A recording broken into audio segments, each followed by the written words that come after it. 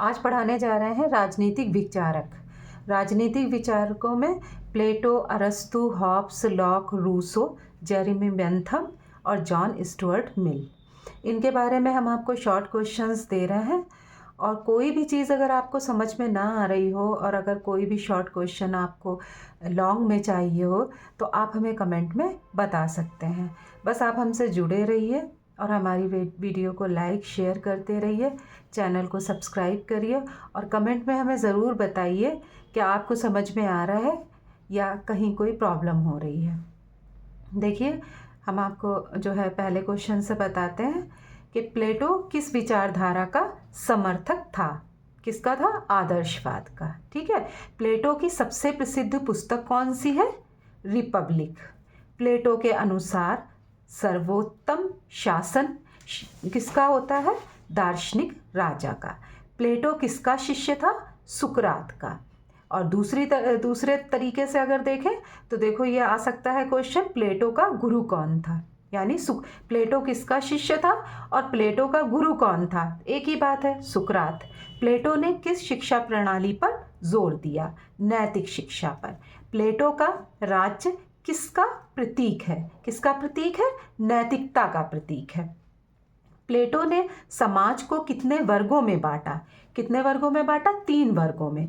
दार्शनिक, सैनिक, उत्पादक। दार्शनिक मतलब पढ़ने लिखने वाले लोग, सैनिक देश की रक्षा करने वाले, उत्पादक वर्ग जो भी किसान वगैरह हैं जो मतलब खेती पाती करते हैं, और व्यापारिक हैं उनको किस में रखा? उत्पादक वर्ग में रखा।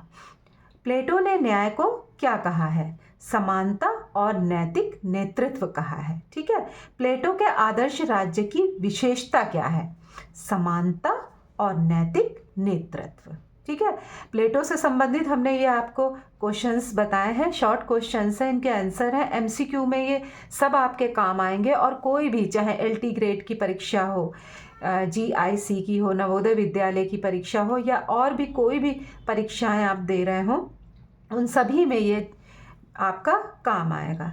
आगे दूसरा विचारक है अरस्तु। देखिए, इसमें अरस्तु को किस उपाधि से जाना जाता है? पॉलिटिकल साइंस का जनक कहा जाता है इनको। अरस्तु की मुख्य पुस्तक क्या है? तो आप लोगों ने सुना ही होगा कि पॉलिटिक्स जो है वो इनकी बहुत ही ज़्यादा फेमस पुस्तक है। नेक्स्ट क्वेश्चन, अरस्तु किसका शिष्य था? किसका शिष्य था? प्लेटो का शिष्य था। ठीक है। अरस्तु ने मनुष्य को क्या कहा? क्या कहा है? Political animal. आपने सोशल एनिमल तो बहुत सुना होगा, लेकिन अरस्तु ने क्या कहा है मनुष्य को? पॉलिटिकल एनिमल कहा है। अरस्तु के अनुसार राज्य की इकाई क्या है? परिवार। परिवार राज्य की इकाई है, ऐसा अरस्तु ने कहा है।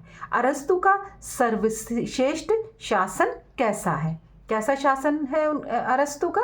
मिश्रित शासन, जिसमें सभी मिलीजुली व्यवस्थाएं हों। अरस्तु ने संविधान को क्या कहा?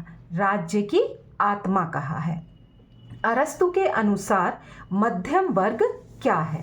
राज्य की स्थिरता का आधार है। इनका मानना है कि मध्यम वर्ग अगर अधिक तादाद में होगा तो क्या होगा? राज्य स्थिर रहेगा। अरस्तु जीवों का वर्गीकरण किससे करता है? बुद्धि के आधार पर करता है। अरस्तु ने दास्ता को क्या माना? अरस्तु ने प्राकृतिक दास्ता माना है, दास्ता को। ठीक है।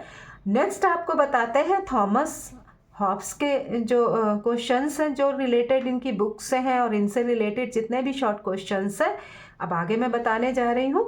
हॉब्स की प्रसिद्ध पुस्तक कौन सी है? लेवियाथन। आपको बता दें कि इसके अंदर इन्होंने राज्य की इमेज बनाई है एक, और कहा है कि मनुष्य जो है उसका अगर सर हटा दिया जाए तो राज्य उसी ही तरह का है। तो लेवियाथन में भी इन्होंने इसी का जिक्र किया है। हॉब्स किस सिद्धांत का समर्थक है? सोशल कॉन्ट्रैक्ट थ्योरी, यानी कि सामाजिक समझौते के सिद्धांत का। प्राकृतिक अवस्था में जीवन कैसा था? एकांकी, क्रूर, निर्धन और छोटा, ऐसा कौन मानता है? हॉब्स मानता है।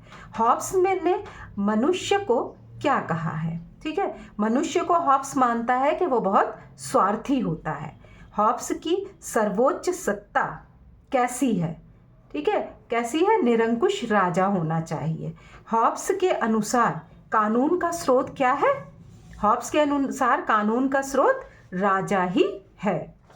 नेक्स्ट क्वेश्चन देखिए, हॉब्स की राजनीतिक विचारधारा कैसी है? निरंकुशवाद पर आधारित है। हॉब्स राज्य को क्या मानता है? कृत्रिम दैत्य। पहले ही आपको बताया है, लेवियाथन जो है कृत्रिम दैत्य है, यानी एक ऐसा मनुष्य जिसकी गर्दन को हटा दिया गया हो और पूरा ऊपर से नीचे तक उसको जो है व्यवस्थित करके बताया है कि राज्य इस तरह का है। हॉब्स प्राकृतिक अधिकार को क्या मानता है? आत्मरक्षा। हॉब्स के अनुसार अनुबंध के बाद क्या अधिकार मिलता है या किसके पास अधिकार होते हैं? राजा के पास। अनुबंध पता ही है आपको, सामाजिक समझौता या कोई भी समझौता उसको अनुबंध कहते हैं। और इस अनुबंध के बाद किसको समझौते करते हैं लोग, और समझौता करने के बाद में अपने अधिकार किसको सौंप देते हैं? राजा को। ऐसा कौन मानता है? हॉब्स मानता है। नेक्स्ट आते हैं जॉन लॉक। अब इनके बारे में सुन लीजिए। लॉक को किस नाम से जाना जाता है?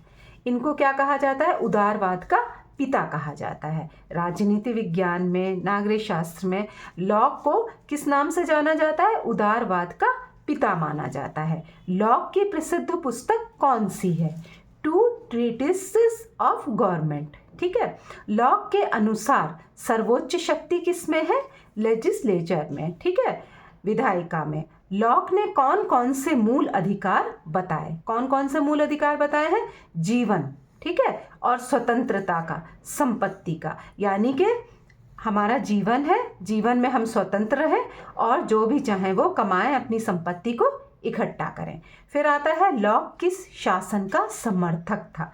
सीमित सरकार, यानी सरकार जो है उसको अधिकार तो दिए जाएं लेकिन सीमित सरकार होनी चाहिए। लॉक ने प्राकृतिक अवस्था को कैसा माना? शांतिपूर्ण और तर्कसंगत माना है। ठीक है। लॉक का सामाजिक अनुबंध किसके लिए था? नागरिक अधिकारों की रक्षा के लिए। इनका मानना था कि एक ऐसा समझौता किया जाए जिससे सभी लोग एग्री हों और अपने अधिकार किसी राजा को दे और वो राजा नागरिकों के अधिकारों की रक्षा करे। लॉक राजा को क्या मानता है? कानून के अधीन मानता है। ठीक है, इनका राजा कैसा है? निरंकुश नहीं है, ये कानून के अधीन है। लॉक ने दंड का अधिकार किसे दिया है? किसे दिया है दंड का अधिकार? जनता को दिया है। ठीक है। लॉक का प्रमुख सिद्धांत क्या है? सहमति पर आधारित सरकार।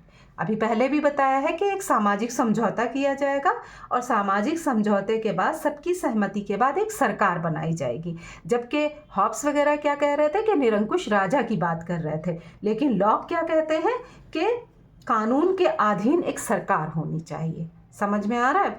नेक्स्ट देखिए, नेक्स्ट जो है वो है रूसो। इनके बारे में आपने बहुत सुना होगा, जीन जैक्स रूसो। तो इनके जो विचारधारा है उसके हिसाब से आपको जो है वो क्वेश्चंस बताते जा रहे हैं। रूसो की प्रसिद्ध पुस्तक कौन सी है? Social contract. ठीक है। दूसरा देखिए, रूसो किस क्रांति का जनक है? सभी को पता है फ्रांसीसी क्रांति। रूसो का नाम जब भी आता है तब फ्रांसीसी क्रांति जो है वो सामने आती है। रूसो के अनुसार सर्वोच्च सत्ता क्या है? इसको बहुत ध्यान से सुनिएगा। सामान्य इच्छा। रूसो मानता है कि सर्वोच्च सत्ता जो है वो सामान्य इच्छा है, और सामान्य इच्छा का मतलब है बहुमत से नहीं है। इसका मतलब है कि जितने भी समाज में जितने भी लोग हैं उनकी जो इच्छा है वो सामान्य इच्छा कहलाएगी। जितने भी समाज के अंदर लोग हैं वो सब मिल करके सामान्य इच्छा को फॉलो करेंगे, यानी जो उनकी इच्छा है वही सामान्य इच्छा कहलाएगी, ना कि समाज के बहुत अधिक लोगों की जो इच्छा है वो सामान्य इच्छा। ठीक है। रूसो की प्रसिद्ध उक्ति क्या है? मनुष्य जन्म से स्वतंत्र है। रूसो का राजा कैसा होना चाहिए? जनसत्तात्मक होना चाहिए। रूसो प्राकृतिक अवस्था को कैसा मानता है? सुखी और स्वतंत्र। इनका मानना है कि जब प्राकृतिक अवस्था थी तो उस समय लोग सुखी थे और स्वतंत्र थे। रूसो ने शिक्षा पर कौन सी पुस्तक लिखी है? बहुत ही फेमस पुस्तक है इमाइल। ठीक है। रूसो किस शासन का विरोधी था? किस शासन का विरोधी था? निरंकुश शासन का विरोधी था, यानी कि वो चाहता था कि राजा पर भी अंकुश लगाया जाए। रूसो किस शासन का समर्थक था? प्रत्यक्ष लोकतंत्र का समर्थक था, यानी जनता ही लोगों को चुने और जनता का मत जो हो उसी हिसाब से लोग जो है वो कार्य करें। रूसो के अनुसार कानून कौन बनाता है? रूसो के अनुसार कानून जनता बनाती है। ठीक है। नेक्स्ट है जेरेमी बेंथम। ये भी बहुत पॉपुलर है और इनके जो विचारधारा है इनकी, इससे भी बहुत सारे शॉर्ट क्वेश्चंस एमसीक्यू में आते हैं और बहुत सारे कंपटीशंस में आते हैं। ठीक है। देख लीजिए इनसे रिलेटेड, इनकी विचारधारा से रिलेटेड कौन कौन से क्वेश्चंस हैं। बेंथम किस सिद्धांत का जनक है? किस सिद्धांत का? उपयोगितावाद। याद रखिएगा, उपयोगितावाद कहलाया है। जो इन्होंने विचारधाराएं दी हैं उसको उपयोगितावाद कहा जाता है। बेंथम का मुख्य सिद्धांत ग्रेटेस्ट हैप्पीनेस थ्योरी। ठीक है। बेंथम की प्रसिद्ध पुस्तक principles of morals and legislation. ठीक है। ये सारे क्वेश्चंस जो है वो आप बहुत ध्यान से सुनते चले जाइए और याद रखिएगा। एक एक अगर आप सुनते भी जाएंगे तो एक एक लाइन के आंसर हैं इसके, आपको याद होते जाएंगे जो एमसीक्यू में आपके काम आएंगे। दूसरा देखिए, बेंथम कानून को किसका साधन मानता है? किसका साधन मानता है? सुख का साधन मानता है। ये नहीं यानी कानून बना दिए जाएं उससे आदमी परेशान ना हो, ऐसा ना हो। कानून जो बनाए जाएं वो इसलिए बनाए जाएं ताकि लोग उससे खुशहाल जीवन यापन कर पाएं। बेंथम का शासन किसके लिए होना चाहिए? अधिकतम लोगों के अधिकतम सुख के लिए। ठीक है। बेंथम नैतिकता को कैसे परिभाषित करता है? सुख के अनुसार। ठीक है। इनका मानना है कि जो है वो नैतिकता वही है जिसमें लोग सुखी रहें, राज्य अपना स्मूथली काम करे और सभी लोग आराम से सुखी रहें।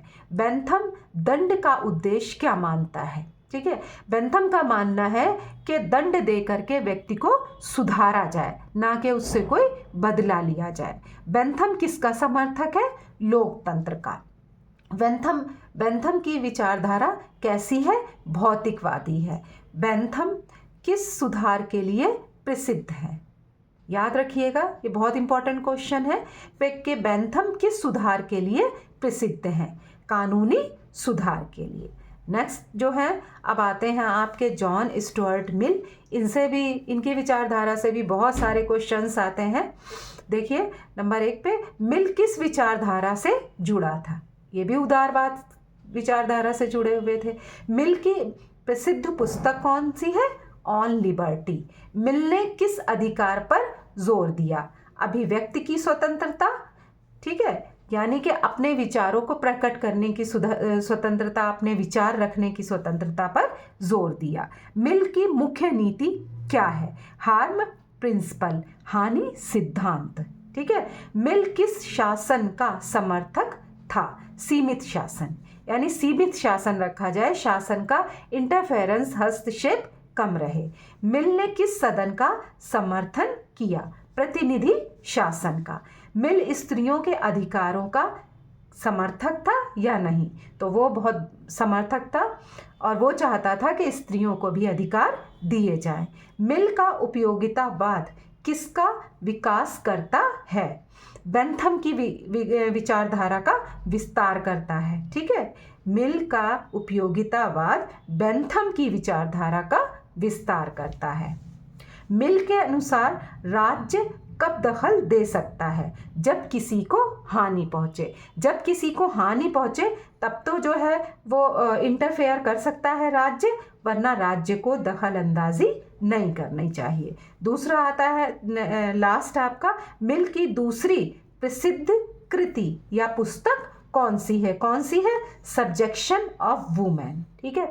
आज हमने आपको कई जो है विचारधाराओं से रिलेटेड क्वेश्चंस के आंसर बता दिए। आप इसी तरीके से हमसे जुड़े रहिए, हमारे चैनल को सब्सक्राइब करिए, बेल आइकन ज़रूर दबाइए, क्योंकि आने वाले जितने भी वीडियोस हैं उनका नोटिफिकेशन आप तक पहुंचता रहेगा।